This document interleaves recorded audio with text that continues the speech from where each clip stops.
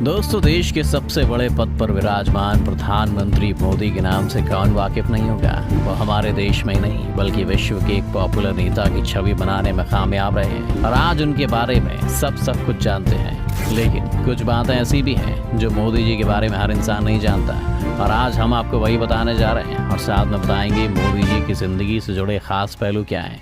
तो बस बने रहिएगा हमारे साथ वीडियो के अंत तक। प्रधानमंत्री मोदी का पूरा नाम नरेंद्र दामोदर दास मोदी है और इनका जन्म 17 सितंबर 1950 को गुजरात के वडनगर के एक गरीब परिवार में हुआ था। उनके पिता का नाम दामोदर दास मूलचंद मोदी और मां का नाम हीराबेन है। नरेंद्र मोदी के 5 भाई बहन हैं जिसमें उनका नंबर दूसरा है। मोदी जी को बचपन में नरिया कहकर पुकारते थे। मोदी जी के पिता रेलवे स्टेशन पर चाय की दुकान लगाते थे। मोदी जी भी अपने पिता की चाय की दुकान पर उनका हाथ बटाते थे। मोदी जी बचपन से ही कुछ अलग थे। वो आम बच्चों की तरह नहीं थे।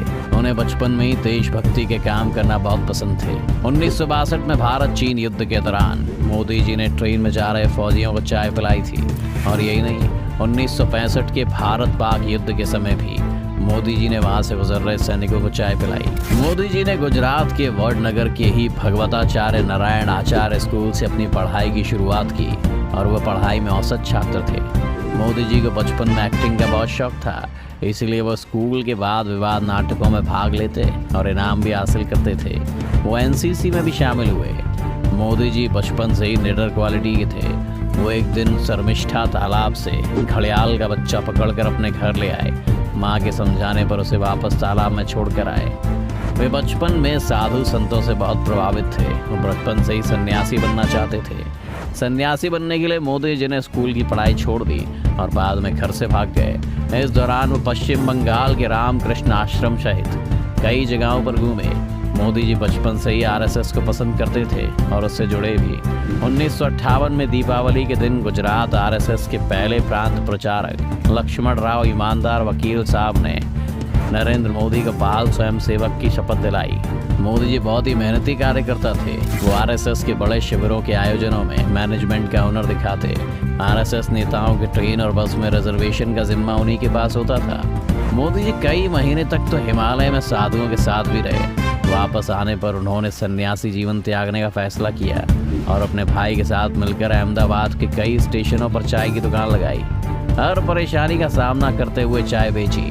18 साल की उम्र में मोदी जी की मां ने बांसकाठा जिले के राजासोना गांव में रहने वाली जशोदाबेन से मोदी जी की शादी करवा दी। विवाह के बाद मोदी जी घर छोड़कर संघ प्रचारक बन गए। कुछ लोगों का कहना है कि वो शादी के 3 साल बाद तक अपनी बीवी के साथ रहे, लेकिन मोदी जी के बारे में लिखने वाले इस चीज से इनकार करते हैं। मोदी जी अहमदाबाद संघ मुख्यालय में रहते थे और वहाँ के सारे छोटे छोटे काम जैसे सफाई करना, चाय बनाना और बुजुर्ग नेताओं के कपड़े धोने वगैरह जैसा काम करते थे।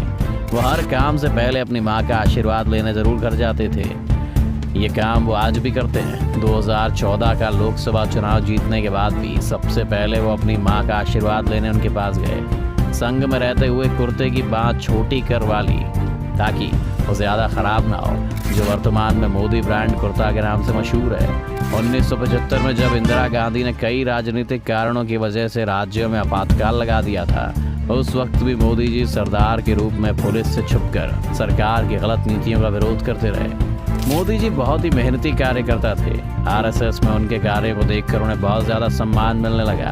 वो स्वामी विवेकानंद से बहुत ज़्यादा प्रभावित थे। उन्होंने गुजरात में स्वामी विवेकानंद युवा विकास यात्रा भी निकाली। मोदी जी शुद्ध शाकाहारी हैं। वो व्रत भी बहुत रखते हैं। मोदी जी 18 घंटे काम करते हैं, कुछ ही घंटे सोते हैं। वो समय के बहुत पाबंद हैं। लाल कृष्ण आडवाणी को मोदी जी का राजनीतिक गुरु माना जाता है। 1990 के दौरान मोदी जी ने आडवाणी की सोमनाथ से अयोध्या रथ यात्रा में बड़ी भूमिका निभाई। इससे प्रभावित होकर बीजेपी के बड़े नेताओं ने मोदी जी को अपनी पार्टी में शामिल कर लिया और वो पार्टी के लिए बहुत ही मेहनत और लगन से काम करते रहे।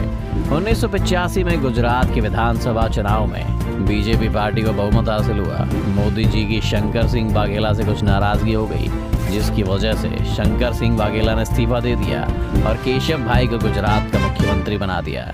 अब मोदी जी को दिल्ली बुलाकर केंद्रीय मंत्री की रिस्पॉन्सिबिलिटी सौंप दी। धीरे धीरे केशव भाई की तबीयत खराब रहने लगी और चुनाव में पार्टी कई सीटें भी हार गई। इसके बाद बीजेपी ने अक्टूबर 2001 में मोदी जी को गुजरात का मुख्यमंत्री बना दिया। मोदी जी ने गुजरात में विकास किया, हर जगह बिजली और पानी की व्यवस्था की और एशिया का सबसे बड़ा सोलर पार्क गुजरात में बनाया गया। 2002 में होने वाले गुजरात की गोधरा कांड में मोदी जी का नाम जोड़ा गया। इसके लिए न्यूयॉर्क टाइम्स ने मोदी जी को जिम्मेदार ठहराया। गोधरा कांड गुजरात के गोधरा शहर में 27 फरवरी 2002 को हुआ था।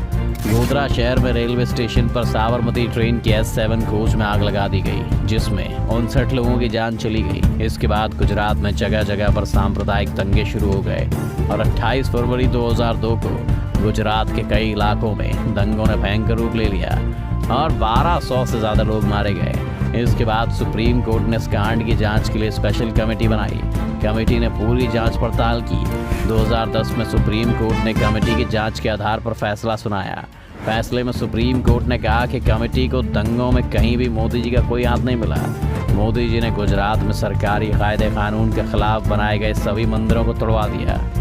इसके बाद मोदी जी की लोकप्रियता गुजरात में इतनी बढ़ी कि लगातार 4 बार मोदी जी गुजरात के मुख्यमंत्री रहे। 2013 की केदारनाथ आपदा में क्षतिग्रस्त हुए केदारनाथ मंदिर के पुनर्निर्माण के लिए केंद्र सरकार से मोदी जी ने मांग की, लेकिन उस वक्त कांग्रेस सरकार ने मना कर दिया। मोदी जी की कामयाबी और अच्छी नीतियों को देखते हुए भाजपा सरकार ने 2014 के लोकसभा चुनाव में मोदी जी को प्रधानमंत्री के रूप में चुना। चुनाव के लिए मोदी जी ने सोशल मीडिया का भी खूब इस्तेमाल किया और अपनी मेहनत और लगन के बल पर भाजपा पार्टी को भारी बहुमत से जीत दिलाई। 26 मई 2014 को दिल्ली के राष्ट्रपति भवन में मोदी जी ने भारत के सर्वोच्च नेता प्रधानमंत्री पद की शपथ ली। मोदी जी भारत के 15वें प्रधानमंत्री बने। लोगों के लिए वो इतने पॉपुलर नेता बन गए कि दोबारा भी बीजेपी पार्टी को ही बहुमत के साथ जीत मिली और 30 मई 2019 को दूसरी बार भारत के प्रधानमंत्री बने। अगर आपको मोदी जी के पीएम बनने के बाद के कामों के बारे में भी एक वीडियो चाहिए तो हमें कमेंट करके बताइए।